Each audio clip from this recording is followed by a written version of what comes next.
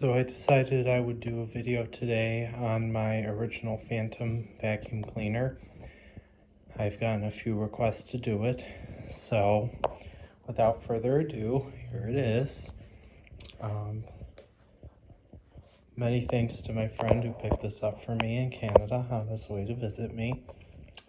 For those who have not seen the Facebook post about it, he picked this up from the original owner who actually used to work for Iona, and she actually told him that this was the first model that they made in the factory that they allowed employees to purchase.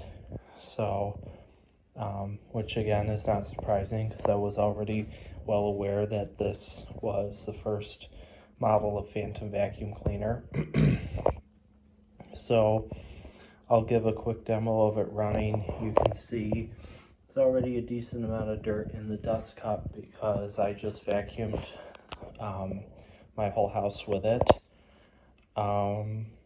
So assuming most of the people who are watching this video know at least a little bit about Fantom vacuum cleaners, I won't go into the whole history, but as I said before, this is the first model of Fantom vacuum cleaner that was commercially sold in specific retailers. I know JCPenney was one of them.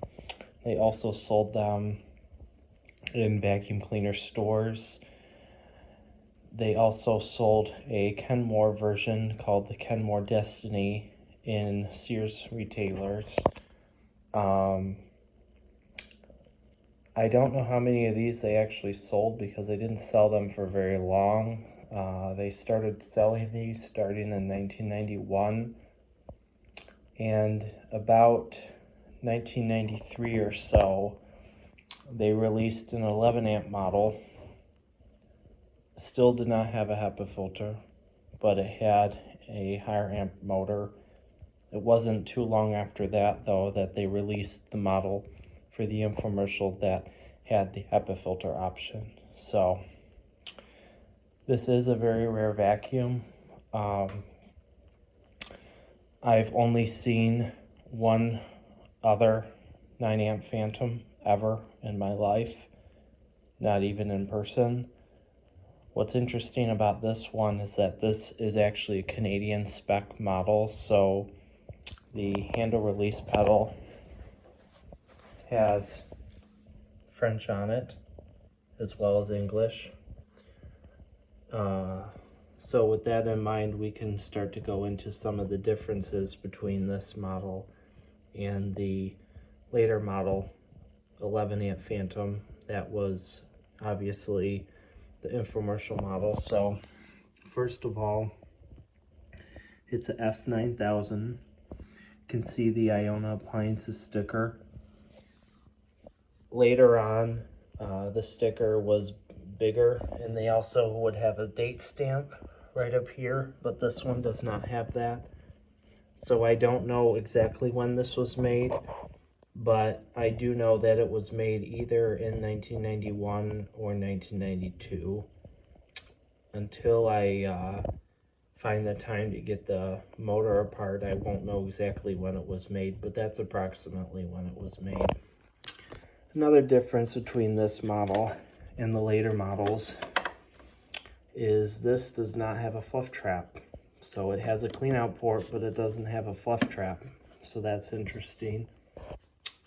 Another difference is you can see the floor tool has a purple air release valve. The later ones were all black.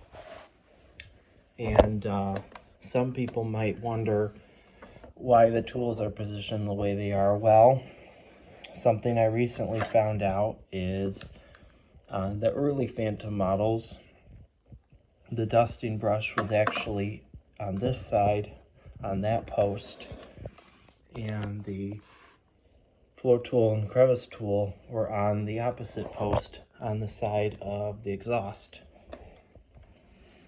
Why they had to change that later on is when they introduced the HEPA filter. Obviously, that consumed the space here. So in order to house both attachments, they had to move them to the other post on the other side. So this tool setup is specific to earlier Fantom models. Now, another thing that I'll make note of is I already wiped this down, but there's already a little bit of fine dust emission from the exhaust. Part of that is just because this is an old vacuum and there's a decent amount of fine dust that's accumulated within the motor housing. So in nicer weather, I would like to give this a good blowout, make sure it's as clean as possible. But that also kind of goes to show you one of the reasons why they offered the HEPA filter on the later models, because this Cyclone design without a HEPA filter is not the best at filtration. It, was effective enough for its time, but you can see it did still leak a decent amount of fine dust. So that's something interesting to note. A few other things, I already kind of mentioned it, but this is a 9 amp model. The later ones used 11 amp motors. Another thing to note is the early Fantoms had the Iona sticker on the dustbin. The later models did not. And obviously, since there's the graphic up here, there is not any graphics down here regarding the amperage of the motor. Another difference between this model and the later of the earlier Fantoms is this actually has a Kenmore power nozzle style brush roll with a beater bar. And that is something they only did with the early Fantom models like this. The Kenmore Destiny, first model of that, as well as the Vectron, which preceded this machine by a couple of years.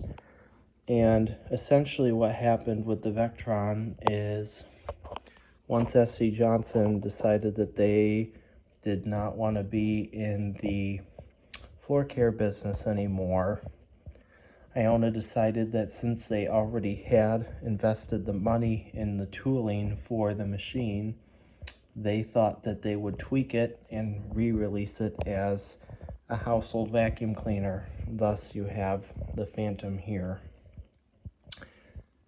People who watch the first Fantom infomercial, if you look very closely, you'll see that there are actually a few early model Fantoms featured in that infomercial,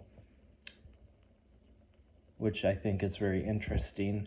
There's also at least one or two clips where you'll see another 11 amp Fantom, but an earlier 11 amp Fantom still with the Iona marking and no HEPA filter.